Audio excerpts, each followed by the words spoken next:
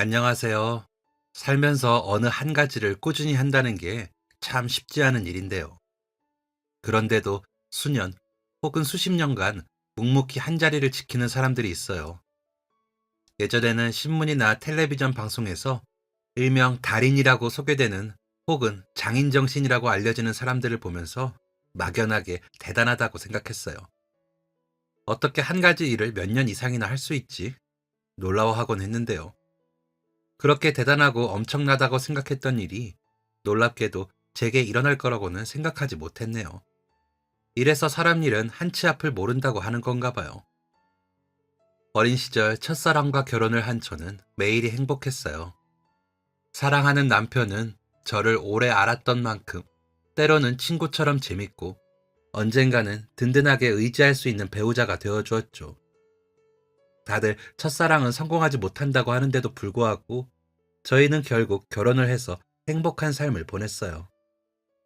남편은 할머니 손에 자랐고 저는 직계 가족이 없었기에 결혼식은 초대된 사람도 없고 거창한 예식도 없었어요. 예전에 물 떠놓고 결혼한다는 말 있잖아요. 저랑 남편이 딱 그런 케이스였어요.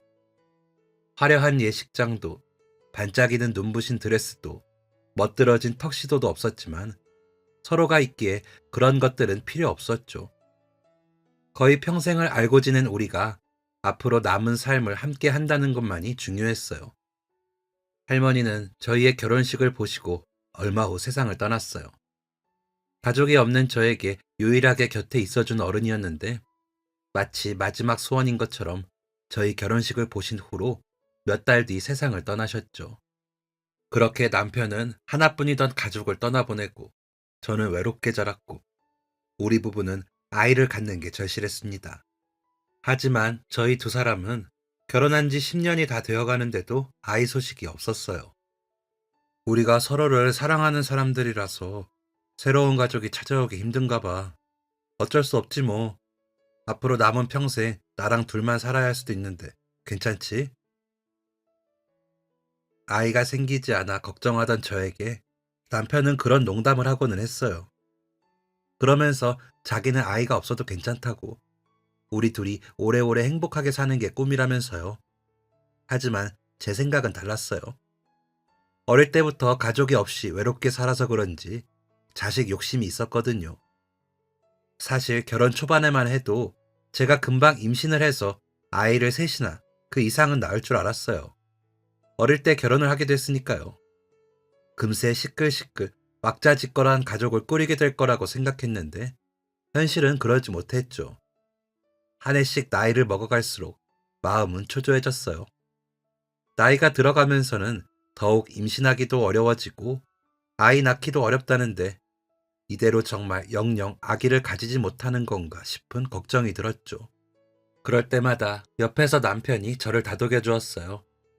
괜찮다고, 다 괜찮아질 거라고, 서로가 있으니 아무 걱정하지 말라고 말이죠.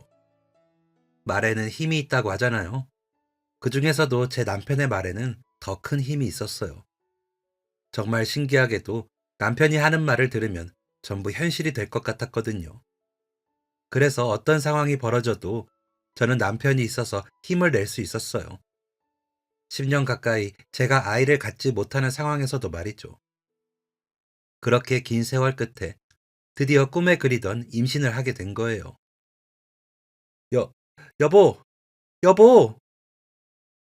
화장실에 있던 저를 향해 무슨 일이냐고 급하게 뛰어온 남편에게 저는 임신 테스트기를 보여주었어요. 남편은 잠시 눈앞이 흐려진 것처럼 한참을 들여다보더라고요. 눈을 가늘게도 떴다가 크게도 뜨더니 이내 테스트기를 손에 들고 한참을 들여다봤어요. 이, 이거, 이거 두 줄이면 그거지. 맞지? 지금 이거 당신 임신했다는 거지? 맞지? 우리 아기 생긴 거지? 그때 알았어요. 남편도 말은 하지 않았지만 아이를 기다리고 있었다는 건 말이죠. 우리에게 아이가 생겼냐면서 눈물을 보이며 기뻐하는 모습을 보고 알았죠. 그 모습을 보니 마음이 짠해지면서 약간은 미안함이 몰려오더라고요. 그 오랜 세월 동안 힘들어하는 저를 보면서 차마 같이 걱정하거나 힘들어하지도 못하고 옆에서 저를 응원하고 다독여주면서 자신의 슬픔은 꾹 참고 넘겼을 테니까요. 이렇게 한껏 들떠서 기뻐하는 모습을 보니 미안한 마음도 들고 그동안 옆에서 묵묵히 기다려줘서 고맙기도 했어요. 며칠 후 저희는 함께 병원을 방문했고 역시나 검사 결과 임신이 확실했어요. 10달을 정말 애지중지했어요. 더워도 찬물 한 번 시원하게 마신 적이 없었죠. 없는 형편이지만 어디서 위인전집과 몬테소리 동화 시리즈를 구해서 밤마다 아이에게 읽어주기도 했어요. 남편은 제가 일을 줄이면서 대신 생활비를 더 벌기 위해서 투잡을 뛰면서도 집에 돌아오면 잠이 들기 전 꼭 아이에게 동화를 읽어주곤 했어요. 늦은 밤 남편이 배에다 속삭이는 목소리를 듣고 있으면 인기척에 잠깐 깼었던 잠도 금세 다시 들고는 했죠.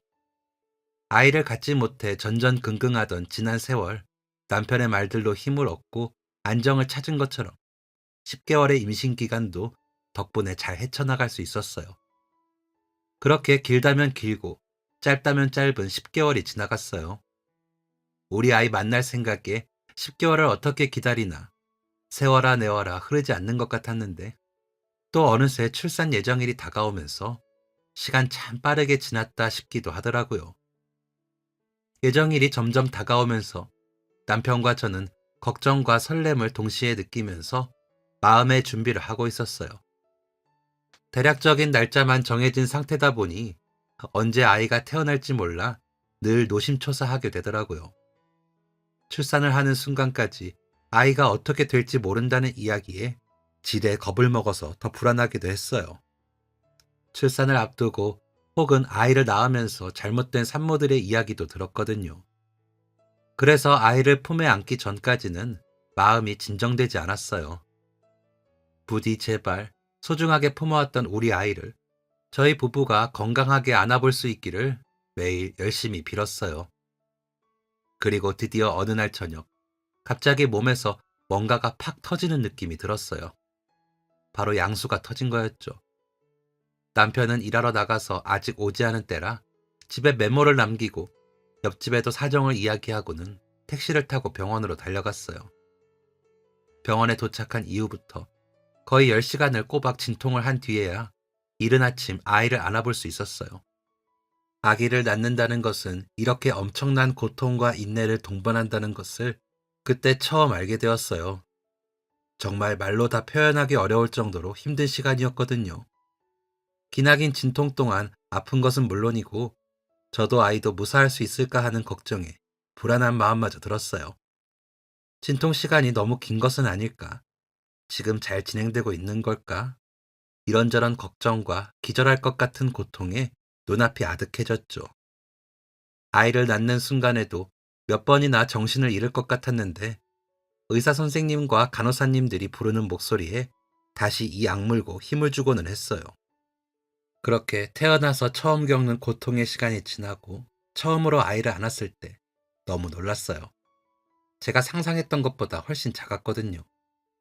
그동안 텔레비전에서 봤던 아이들은 비교도 되지 않았어요.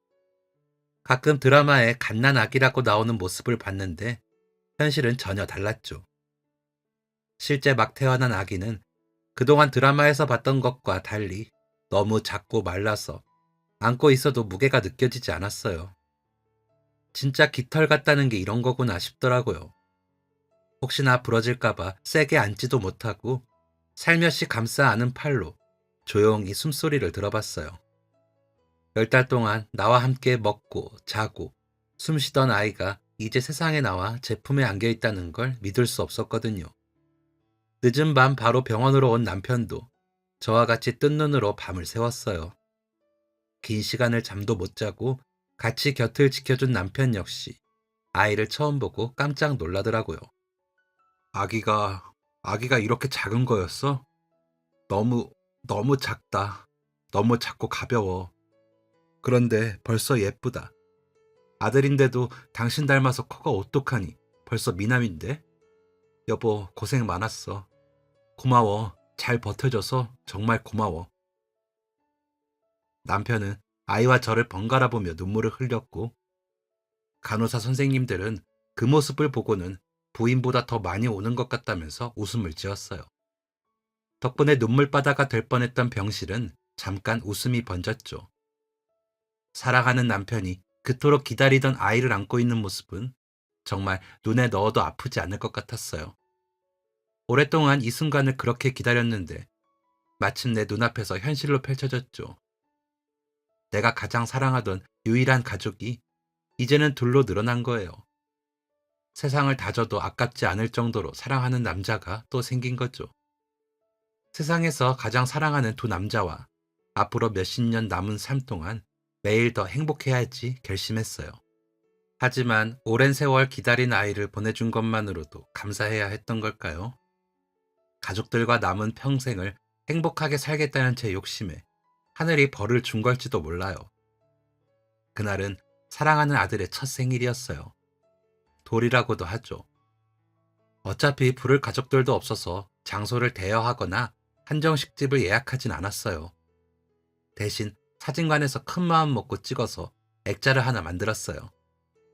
그리고 요즘 유독 기운이 없어 보이는 남편을 위해 예전부터 좋아하던 잡채랑 불고기를 만들었어요. 그래도 하나뿐인 아들 첫 생일이니 기분은 내야겠지 싶어 동네 빵집에서 작은 케이크도 하나 샀어요. 여유 있는 형편이 아니다 보니 떡을 맞추기에는 무리가 있어서 집 근처 떡집에서 백설기를 사서 이웃집 몇 군데에 돌렸죠. 지난번에 사둔 즉석 카메라로 부족한 많은 상차림이었지만 눈에 넣어도 아프지 않은 예쁜 아들을 잔뜩 찍었어요. 형편상 금반지도 하나 없어서 가진 돈 긁어모아 겨우 은팔찌 하나를 채웠어요. 제대로 된 돌상도 아니고 돌잡이를 구경하는 사람들도 저랑 남편 몇몇 이웃분들 뿐이지만 괜찮았어요. 누군가 보기에는 너무 작고 소소해서 보잘것 없을지 몰라도 제가 가장 사랑하는 두 사람이 함께였으니까요. 그리고 잔치를 마무리하면서 넉넉히 만든 음식은 나눠주고 서로 일손을 보태며 뒷정리를 하고 있는데 갑자기 화장실에서 우당탕 하는 소리가 나더라고요. 너무 놀라서 다 같이 화장실로 뛰어갔는데 문을 열려고 하니 무언가에 걸렸어요. 문틈 사이로 보니 화장실 안쪽 바닥에 남편이 쓰러져 있더라고요. 문 앞에 쓰러져 있어서 걸리면서 열리지 않았던 건데 그런 남편은 제가 소리쳐서 부르고 좁은 틈으로 팔을 뻗어서 흔들었지만 일어나지 않았어요. 저는 문틈 사이로 계속해서 손을 뻗어 남편을 깨우려고 애썼고 그 사이 이상한 기운을 감지했는지 아이는 울고 이웃분들이 달래주고 정말 아비규환 그 자체였어요.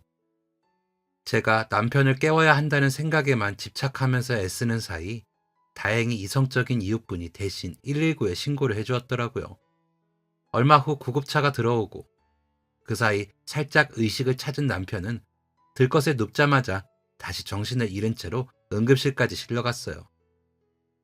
아이는 이웃에게 맡기고 검사 결과를 초조하게 대기를 하면서 제발 아무 일도 일어나지 않기를 얼마나 기도했는지 몰라요. 우선 간단한 검사만 진행했는데 의사 선생님이 오시더니 추가 검진 이야기를 하더라고요. 그래서 또 검사를 받고 다시 기다림의 연속이었어요. 그 사이 일어난 남편은 그냥 피로해서 그런 것뿐이라고 아무 걱정하지 말라고 웃어 보였죠. 이후 검사 결과가 나왔다는 소식에 의사 선생님과 이야기를 나눴어요. 진료실 안으로 들어갔는데 잔뜩 굳은 표정의 선생님 얼굴을 보니 작은 문제는 아니구나 싶었죠. 그래도 별일 아니기를, 그냥 선생님의 원래 표정이 무뚝뚝한 것이기를 바랐어요. 다발성 골수종으로 의심됩니다. 현재 상태가 꽤 심각해요. 그동안 이 몸으로 어떻게 견디셨어요? 마디마디가 아프고 통증이 장난 아니었을 텐데 자주 어지럽고 구역질이 났을 수도 있고 제가 봤던 환자들 중 아주 심각한 편에 속합니다. 보통 젊은 분들은 이렇게까지 심각한 상태에서 오지 않는데 우선 항암 치료부터 시작하겠지만 결과가 어떻게 될지는 장담할 수 없습니다.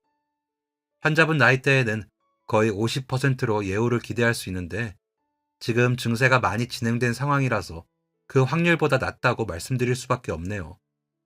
그래도 치료 과정에서 긍정적인 면을 볼 수도 있으니 일단 항암부터 들어가 봅시다. 너무나 충격적인 이야기였어요. 항암이라니. 그런 건 드라마에서나 나오는 건 줄 알았죠. 저희 남편이 그런 치료를 받게 될 거라고는 상상도 해보지 못했어요. 요즘 많이 피곤하고 힘들어하긴 했지만 그래도 아이 낳고 일도 늘어서 그런 거겠거니 시간이 지나면 괜찮아질 거라고 그렇게 생각했거든요. 그런데 그동안 이 몸으로 일상생활을 하기 어려울 정도로 심각한 상태였다니 내가 남편에게 너무 무심했나 싶기도 하고 늦은 나이 임신하고 출산하느라 일을 줄인 사이 혼자 고군분투하느라 생긴 것 같기도 해서 마음이 무거웠어요. 이 모든 게 마치 다 제 탓인 것 같고 잘못인 것 같아서 고개를 들 수가 없더라고요. 며칠 후 입원을 해서 집중 치료를 시작하기로 했고 그 상황에서도 남편은 여유를 잃지 않았어요. 이야, 항암 치료라니. 무슨 드라마 주인공 같다. 그치? 왜 텔레비전에서 보면 얼굴 하얘지면서 막 창백하고 가녀리게 변하던데 나도 그러려나? 보니까 다들 흰색 도톰한 모자 같은 것도 많이 쓰던데 우리도 하나 사야 하는 거 아니야? 당신도 참. 누가 보면 나 죽으러 가는 줄 알겠네. 얼른 나으려고 치료받으러 가는 건데 표정이 왜 그래? 괜찮아. 내가 지독한 감기에 걸려도 하루 이틀이면 다 낫는 건강 체질이잖아. 치료 시작하면 언제 그랬냐는 듯이 몸 안에서 나쁜 거 싹 빠져나가고 건강해질 거니까 걱정하지 마. 나 믿지? 그렇게 치료를 위해 짐을 싸서 집을 떠난 남편은 세상을 떠나기 한 달 전, 그러니까 입원한 이후 8개월 만에 집으로 돌아왔어요. 힘들고 긴 항암 치료 끝에 좋은 소식이 들리기만을 기다렸지만 결국 병원에서조차 더 이상 할 수 있는 방법이 없다며 퇴원을 시키더라고요. 병원은 병이 다 나을 때까지 치료를 해주는 곳인 줄 알았는데 그때 처음 알았어요. 더 이상 방법이 없다면 집으로 보낸다는 것을요. 남편은 오히려 편하고 익숙한 집으로 돌아와서 너무 좋다며 병원에 있을 때보다 더 빨리 병이 나을 것 같다고 웃었어요. 어떻게 이 상황에서조차 저렇게 긍정적일 수 있는지 놀라웠죠. 그리고 한동안은 정말 집에 와서 다 낫는 건가 싶은 기대를 하기도 했어요. 원래 아픈 분들이 세상을 떠나기 며칠 전에 갑작스럽게 기운을 내기도 한다고 하더라고요. 아마 그런 거였나 봐요. 그날은 갑자기 몸이 멀쩡해진 것 같다며 아이랑 같이 집 근처 시장도 다녀오고 그 앞에 있는 초등학교 운동장을 한 바퀴 돌면서 시간을 보냈어요. 그리고 아이를 재우고 잠자리에 들었는데 다음날 아침 눈을 뜨니 이미 제 곁을 떠났더라고요. 남편의 장례를 치르는 동안 너무 비현실적이라 믿어지지도 않아 눈물도 나지 않았어요. 낯선 상황에 울고 있는 아이를 안고 하염없이 남편의 관과 사진을 보면서 제발 꾸미기를 몇 번이나 허벅지를 꼬집었어요. 아무리 힘을 줘서 꼬집어도 마음의 아픔이 더 커서 고통도 느껴지지 않았어요. 나중에 보니 다리에 시퍼렇게 멍이 들어있더라고요. 시할머니가 돌아가신 후 세상에 남편과 둘만 남았었는데 이제는 저랑 아이만 남게 되었어요. 어릴 때부터 평생을 함께 해온 남편을 잃은 슬픔으로 당장 주저앉아서 울고 싶었지만 저보다 더 크게 울면서 보채는 아이를 보니 그럴 수도 없었어요. 남편은 떠났지만 저에게는 아직 돌봐야 할 가족이 남아 있었으니까요. 그 후로는 제 삶은 참 순탄하지 않았어요. 병원을 다니며 빚이 많이 생겨 몇 달간 밀린 월세를 감당하지 못해 살던 집에서도 쫓겨났고 기차역 근처 고시원 같은 좁은 방 하나를 빌렸어요. 공용 화장실에 부엌도 없고 곰팡 내에 바닥에는 냉기가 돌았지만 다른 선택권은 없었어요. 하지만 다행히 역 바로 앞 식당에서 일자리를 구할 수 있었어요. 사장님의 배려로 식당 안쪽 쪽방에 아이를 두고 일할 수 있었죠. 얼른 돈을 모아서 우리 아이 보일러가 되는 따뜻한 방에서 재우고 싶은 꿈만 꾸면서 말이죠. 그래도 꼬박 1년을 열심히 하니까 병원비도 거의 갚을 수 있었어요. 이제 남은 빚 얼른 다 갚고 돈을 모으면 멀쩡한 방 하나는 월세로 들어갈 수 있겠다 꿈에 부풀었죠. 아이는 어느새 3살이 되어 식당 앞에서 놀고는 했어요. 창문으로 아이가 잘 보이는 위치였고 직원들이나 손님들도 우리 애를 다 알아서 크게 걱정하지 않았죠. 그런데 어느 날 점심시간을 정신없이 마무리하고 내다봤는데 아이가 보이지 않더라고요. 혹시 방에 있나 싶어서 가보니 거기에도 없었어요. 사장님이랑 직원들, 손님들에게도 물어봤는데 다들 못 봤다고 하더라고요. 급하게 식당 주변을 돌아다니면서 아이 이름을 부르며 찾아다녔는데 보이지 않았어요. 식당이 역 바로 근처라 기차 다니는 게 궁금해서 안으로 들어갔나 싶어서 가봤는데 거기서도 찾을 수 없었어요. 3살짜리 아이가 가봤자 멀리 가지 못했을 텐데 어떻게 이렇게까지 안 보일 수 있지 싶었죠.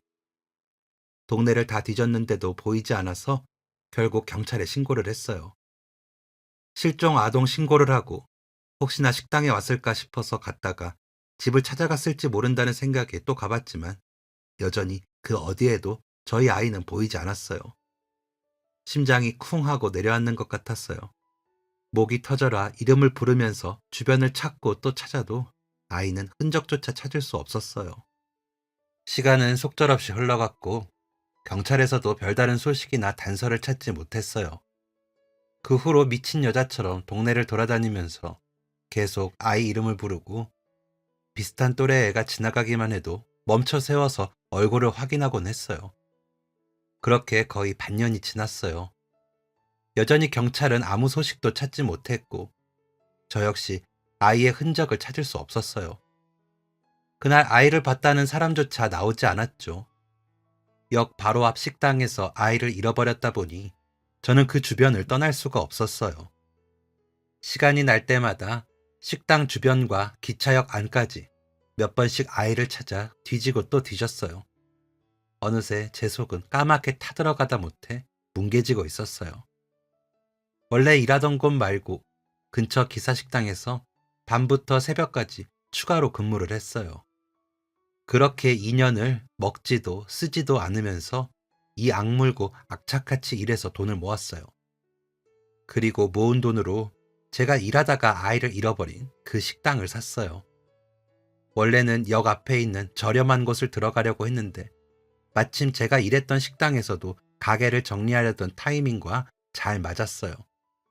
그리고 제 사정을 아는 사장님께서 형편이 어려운 것도 다 아시니 저렴한 금액으로 가게를 넘겨주었죠. 아이 꼭 찾기를 바래요. 그리고 저는 아이를 잃어버렸던 역 앞에 식당에서 분식집을 시작했어요. 혼자서 운영할 수 있는 메뉴가 분식집밖에 떠오르지 않더라고요. 그리고 분식집을 운영하면서 번 돈으로 다시 전단을 만들어서 돌리기 시작했어요. 광고를 넣을 수 있다는 곳에도 아이를 찾는다는 내용을 실었죠. 그런데 매달 전단을 만들어 붙이고 제보를 받을 때마다 전국 곳곳으로 달려가다 보니 분식집에서 얻는 수익만으로는 메꿀 수가 없었어요. 그렇게 1년 정도 계속 전단과 광고에 돈을 쓰다가 아무 결과도 얻지 못하고 자금도 부족해져서 포기할 수밖에 없는 상황이었죠. 하지만 아이를 찾는 것을 완전히 그만둘 수가 없었어요. 그러다가 갑자기 묘수가 하나 떠오르더라고요. 그건 바로 제가 만든 김밥에 아이 이름을 붙이는 거였어요. 초원 김밥. 보통 원조 김밥이라고 해서 팔던 다른 집 김밥 메뉴인데 저는 잃어버린 아들 이름을 붙였죠. 혹시나 아들이 자신의 이름을 듣고 알아채거나 아이를 아는 사람이 알아봐주지 않을까 싶은 마음이었어요. 그래서 가능한 많은 사람들이 그 김밥을 찾을 수 있도록 거의 재료값만 받는 수준으로 저렴하게 판매했어요. 최대한 많은 사람들이 제 김밥을 구매하고 그 이름을 알아보기를 바라는 간절함이었죠. 그리고 그 김밥을 구매하는 사람마다 하소연하듯 제 사연을 이야기하기도 했어요. 감기에 걸려서 목이 쉬고 편도염으로 말을 하기 힘들어도 구구절절 아이의 이름부터 인상착의, 어디서 잃어버렸는지 등을 쉼없이 이야기했어요. 김밥을 팔기 시작한 이후에도 어려운 일들은 많았어요. 재료값만 받은 수준으로 팔다 보니 마진이 거의 없어서 그 김밥은 아무리 많이 팔려도 매출에 도움이 되진 않았거든요. 하지만 절대로 그 김밥은 없앨 수 없기에 저는 가게를 유지하기 위해서 밤에는 설거지 일을 하기도 했어요. 아이를 잃어버린 역 앞에서 분식집을 정리할 수도 없기 때문에 가게와 김밥, 이 두 가지는 반드시 지켜야만 하는 거였죠. 그렇게 설거지 아르바이트에 가게를 옆집에 맡겨두고 파출부도 뛰었어요. 밤에 하는 일을 찾으려고 단란주점 같은 곳에서 과일 안주 자르는 일도 하고 새벽에는 선식을 배달하는 일도 했어요. 어떻게든 가게에서 우리 아들 김밥을 계속 팔 수만 있다면 수단과 방법을 가리지 않았어요. 우리 아들 이름과 사연을 제발 어느 누구 한 명이라도 알아주기를, 그래서 작은 실말이라도 던져주기를 아주 간절히 바랐어요. 그렇게 꼬박 30년이 지났네요. 저희 분식집은 그동안 주변에 소문이 많이 나서 이제 매출 걱정은 없었어요. 오히려 제 분에 넘칠 정도로 돈을 벌었죠. 하지만 그 사이 제 속은 까맣게 타들어가서 더 이상 심장이 남아나질 않았어요. 가슴이 너무 아파서 퍽퍽 치다 못해 갈비뼈가 다 부러져 버린 것 같기도 하고요. 매일 하루도 빠짐없이 아들이 돌아오질 않더라도 어디서든 잘 지내고 있다는 작은 소식이라도 들을 수 있기를 바랐죠. 사랑하는 사람을 잃어버려 본 분들은 아실 거예요. 하루하루 얼마나 피가 마르는지요. 죽었는지 살았는지 소식이라도 제발 알 수 있기를 얼마나 간절히 바라는지요. 어떨 때는 차라리 죽었다는 소식에 시신이라도 수습할 수 있기를 바랐어요. 그러면 이 기나긴 기다림을, 그리고 피를 마르는 고통을 끝낼 수 있을 것 같았거든요. 이렇게 생사도 모르니 저는 막연히 살았는지 죽었는지 모를 아이를 찾아 헤매면서 늘 헛된 희망을 품을 수밖에 없었어요. 30년 내내 김밥의 가격을 한 번도 올리지 않으면서 말이죠. 30년을 한자리를 지키면서 기나긴 우여곡절 동안 저를 돕겠다고 나서주는 손님들도 있었고, 무엇보다 바로 옆 가게의 사장님들 도움이 컸어요. 제 또래의 부부였는데 남편이 얼마 전부터 건강이 나빠지면서 가게를 내놓게 되었다고 했어요. 그분들도 제 옆자리에서 거의 15년 가까이 운영했던 분들이라서 아쉬움이 매우 컸어요. 사장님, 아들 꼭 찾을 거예요. 왠지 그런 느낌이 와요. 제가 다른 건 몰라도 촉이 정말 좋거든요. 웬만한 일은 다 제 느낌대로 해서 맞았는데 이번에도 느껴져요. 꼭 찾을 거예요. 그러니까 절대 희망을 잃지 말아요. 그동안 같이 장사할 수 있어서 너무 좋은 이웃을 만나서 행복했어요. 사장님도 꼭 행복해지기를 바랄게요. 고마워요. 몸조리 잘하고 두 분도 건강하게 오래오래 행복하기를 바랄게요. 그리고 몇 달 후 가게는 공사에 들어가더라고요. 이번에는 어떤 이웃이 들어올까 궁금했는데 굉장히 젊은 남자가 카페를 연다고 했어요. 그러면서 어느 날 직접 만들었다면서 빵을 구워서 가지고 왔더라고요. 바로 옆에서 공사하느라 너무 시끄럽죠? 이제 일주일 정도만 더 하면 되니까 조금만 더 양해 부탁드려요. 죄송합니다. 어머, 무슨, 새로 가게 들어오려면 어차피 공사는 필수인데요. 난 괜찮으니까 신경 쓰지 말아요. 빈 가게 보면서 맨날 쓸쓸했는데 그래도 새로 이웃이 온다고 하니 오히려 좋은걸요. 앉아요, 앉아. 내가 먹을 것 좀 챙겨줄게.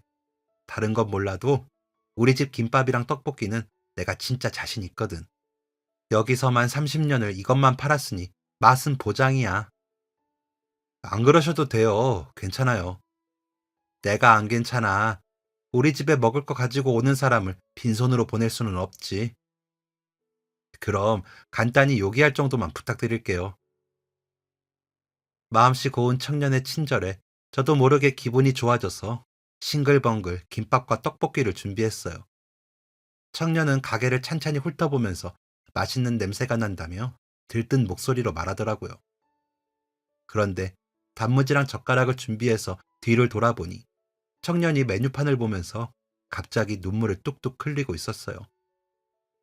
어머, 왜 그래 총각? 아휴, 죄송해요. 아휴, 창피하네요. 부끄럽네. 그게 아니라 저기 천원 김밥 이름이 참 좋아서요. 아, 저거? 그치? 저게 우리 아들 이름이거든. 내가 10년을 간절하게 바라서 낳은 소중한 내 아들. 이름 고를 때도 며칠을 밤을 새웠는지 몰라. 우리 아들 이름이 너무 예뻐서 그렇게 온 거야? 네, 너무 예뻐서 그만. 좋겠어요, 아드님은. 이렇게 맛있고 정성스러운 김밥에 이름도 붙여주는 훌륭한 어머님이 계셔서. 그러면 좋을 텐데 우리 아들도 저 김밥 이름을 보면서 너무 좋다고 자랑스럽다고 말해주면 좋을 텐데 말이야. 왜요? 아드님이 싫어해요? 저는 제 이름이 있는 김밥이 있으면 좋을 것 같은데요. 사실 제 원래 이름도 초원일지도 모르거든요. 어머, 진짜? 근데 모르는 건 뭐야? 저를 키워주던 부모님이 알고 보니 제 진짜 가족이 아니었어요. 고등학교 때 저랑 연 끊은 이후로 20대 중반쯤 먼저 돌아가셔서 자세한 사연은 몰라요. 그런데 어릴 때부터 항상 뭔가 이상했어요. 부모님이 작은 편이신데 이상하게 저는 또래보다 크기도 했고 아무리 살펴봐도 두 분 얼굴 중 어디 하나 닮은 구석이 없었거든요. 친척들 중에도 저랑 닮은 사람이 아무도 없었어요. 늘 제가 이 가족이 아니라는 생각이 언젠가부터 들었죠. 그리고 이상하게 몸이 안 좋을 때면 항상 똑같은 꿈을 꿨는데 거기서 어떤 여자분이 제 이름을 부르는 소리가 들렸어요. 그런데 제가 쓰고 있는 이름과 다르게 초원아, 초원아 하고 부르더라고요. 제가 이런 꿈을 꿨다고 혹시 제 이름이 원래는 초원이냐고 물어보거나 누구인지 아냐고 물어보면 부모님은 엄청 당황하면서 말을 돌리고는 했어요. 꿈 이야기를 뭐 그렇게 진지하게 생각하냐고. 그냥 개꿈이라고 잊어버리라고 했죠. 제가 처음 뵙는 분 붙잡고 별 이야기를 다 하네요. 아유, 괜찮아. 그런 일이 있었다니 그동안 얼마나 답답했겠어. 그런데 부모님이랑은 어쩌다 연을 끊게 된 거야? 제가 중학생 때 동생이 태어났어요. 어머니는 이전에 난소 관련 치료를 받으셨다고 들었는데, 그래서 아이를 갖기 힘들다고 하셨거든요. 그래서 아이는 포기했다고 들었는데, 엄청 희박한 확률로 임신을 하게 된 거예요. 어머니가 그렇게 많이 우는 모습은 그때 처음 봤어요. 그 후로 부모님이 저를 더욱 차갑게 대한다는 게 느껴지더라고요. 어떨 때는 남보다도 더 무관심하기도 했어요. 대놓고 소리를 지르거나 구박하고 별거 아닌 일에 매를 들기도 하셨어요. 어느 날 밤늦게 갑자기 목이 말라서 방을 나왔는데 부모님 방문이 살짝 열려 있더라고요. 그때 두 분이 이야기를 나누는 걸 들었는데 아버지가 다른 지역으로 발령을 받았다고 이사를 가야 하는데 어떻게 해야 하나 상의 중이었어요. 그러면서 내 자식도 아닌 애 길에서 주워와서 이 정도 키웠으면 많이 애썼지 않냐고. 충분하다고 라고 이야기를 하는데 한 번에 저를 말한다는 것을 알 수 있었어요. 처음 알았어요. 제가 주워온 아이였다는 거. 그냥 동생이 태어나고 나서 책임감을 길러주려고 첫째인 저를 더 엄하게 대한다고만 생각했거든요. 사실은 친자식이 아닌 저를 키우다가 진짜 아이가 생기니 천대했던 거였어요. 그런데 그 순간에도 저도 모르게 그런 생각을 하게 되더라고요. 그래, 두 분 말씀처럼 자기 자식도 아닌데 지금까지 먹여주고 키워줬으니 그것만으로도 감사한 일이지 싶었어요. 그래서 따져 물어야 할 상황에도 아무것도 묻지 않고 조용히 방으로 들어왔어요. 그리고 며칠 후 학교를 다녀왔는데 집이 텅 비어 있더라고요. 그냥 알 수 있었어요. 나를 두고 갔구나. 나를 버리고 갔구나. 그냥 이제 여기서 나랑 인연을 끊고 싶다는 뜻이구나.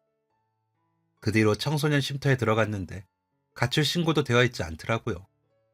센터에서 몇 번 저희 부모님에게 연락을 했는데 받지 않으셨고 저도 그냥 제가 가출했다고 거짓말을 했어요. 그렇게 서로 소식 끊고 모른 척 살아가다가 두 분이 갑자기 사고로 돌아가셨다고 연락이 온 거예요.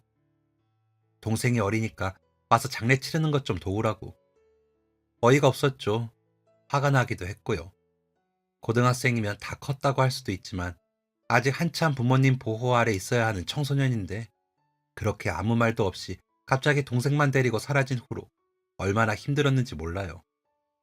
20살이 되기 전까지는 부모님 도움이 절실한 부분도 많았는데 아예 연락을 받지 않으시니 아르바이트 구하는 것조차 쉽지 않았어요. 당장 먹고 살 게 먼저라 대학 입시도 포기했고 20살 이후부터는 쭉 일만 했어요. 가족도 없는데 돈까지 없으면 어디서든 무시당할 것 같아서 이 악물고 일하면서 재산을 모았어요. 그리고 몇 년 전 우연히 친구 카페에서 일을 했는데 저보고 재능이 있는 것 같다고 하더라고요. 그래서 커피를 배우다가 그동안 모아둔 돈을 보태서 이렇게 카페를 차리게 된 거예요. 아이고, 정말, 정말 비겁한 사람들이네. 고등학생이면 아직 어린 나이인데 그렇게나 고생을 많이 했다니. 어른으로서 이 아줌마가 다 미안하네. 고생 많았어.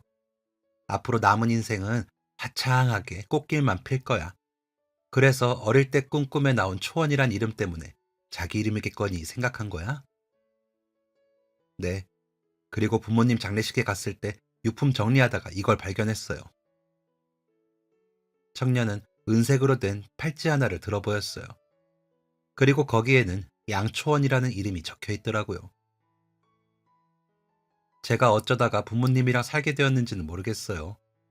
가난하기 때 입양이 되었나 싶었는데 출생신고서만 있고 다른 기관이나 관련 서류는 없더라고요.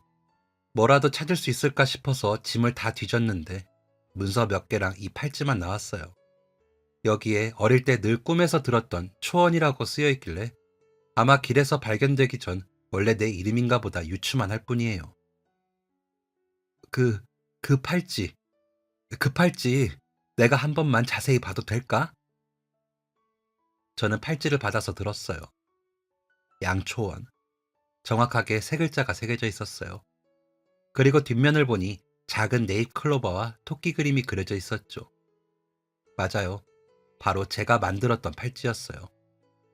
아이가 생기면 꿈을 꾼다고 하잖아. 태몽이라고. 내가 우리 아들을 임신했을 때 꿈에서 정말 귀엽고 하얗고 통통한 토끼 한 마리가 나왔어. 세상에 태어나서 그렇게 예쁜 토끼는 처음 봤던 것 같아. 그런데 넓은 풀밭에서 토끼가 폴짝 뛰어올라 앉아있는 내 품에 쏙 안기는 거야. 그리고 입에 뭘 물고 있어서 봤더니 네잎클로버였어. 그 꿈을 딱 꾸자마자 아, 이게 태몽이구나 싶었지. 그리고 얼마 후 진짜로 임신 소식을 듣게 된 거야. 그래서 우리 아들 태어났을 때 이름 뒤에다 네잎클로버랑 토끼를 그려 넣었어. 우리 아들을 내 품으로 이끌어준 특별한 의미였으니까. 가진 돈이 많지 않아서 남들은 돌잔치에 금을 해준다는데 나는 은팔찌를 맞췄어.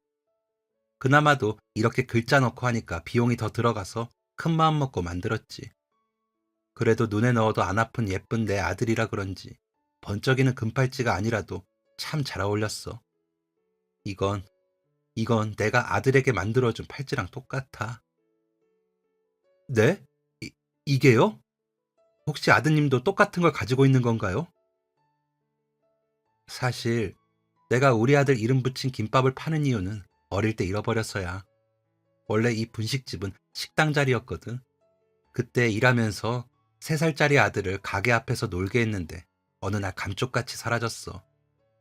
주변을 다 수소문하고 역 안에까지 뒤져보고 경찰에도 신고하고 몇 년을 전단도 돌려봤는데 찾을 수가 없었지. 전단을 돌리고 신문이나 전광판에 광고도 넣고 또 아이 봤다는 곳이 있으면 어디든 뛰어가다 보니까 매일 마이너스였어. 우리 애 잃어버린 곳이 여기라 나는 이 자리를 꼭 지켜야 하는데 어쩔 수 없이 다른 방법을 찾아야 했지. 그래서 아들 이름을 김밥에 붙여서 팔았어. 일부러 가격을 저렴하게 해서 더 많은 사람이 사 먹을 수 있도록 한 거야. 그래야 한 사람이라도 더 이 김밥을 사 먹고 이름을 듣고 누군가를 떠올리거나 그 사람이 찾아올 수도 있는 거고. 그러다가 정말 우연히 우리 아들 귀에도 김밥 이야기가 들어가 찾아오진 않을까. 아들을 아는 사람이 이런 곳도 있다며 알려주진 않을까. 그래서 매일 마진도 안 남는 김밥을 팔면서 사람들에게 구구절절 사연을 이야기하기도 했어. 잃어버린 우리 아들 김밥이라고. 그러니까 어디에서라도 비슷한 사람을 보면 꼭 알려달라고. 그렇게 30년을 버텼는데. 그, 그럼 혹시, 혹시, 물론 내가 친어머니가 아닐 수도 있어. 그냥 우연히 이 팔찌를 가지고 있던 것일 수도 있고, 아니면 정말 나랑 비슷한 아이디어로 청년 부모님이 만든 것일 수도 있지. 그런데 나는 이런 작은 우연도 그냥 지나칠 수가 없어. 30년 만에 처음으로 우리 아들이랑 관련이 있을지도 모르는 일이 생겼는데 그냥 지나칠 수가 없어. 그러니 부디 유전자 검사 한 번만 하면 안 될까? 이름도 나이도 다르지만 그래도 혹시 모르니 한 번만 해보면 안 될까? 내가 이렇게 부탁할게. 사장님, 저도 제 가족을 찾을 수 있다면 무엇이든 할 거예요. 저를 키워주시던 분들도 다 돌아가셔서 진실을 말해줄 수 있는 사람이 아무도 없어요. 제 친부모님은 어떤 사람일까? 계속 궁금해하면서 살아왔어요. 혹시 어디선가 애타게 찾고 있진 않을까? 나를 진짜 사랑하는 분들은 아니었을까? 저 역시 조금의 가능성이라도, 만약 사장님이 제 진짜 가족이라면 이 기회를 놓치고 싶지 않아요. 눈물로 얼싸안으며 가족 상봉을 하기 전에 혹시라도 실망할까봐 저희는 먼저 친자 검사를 하게 되었어요.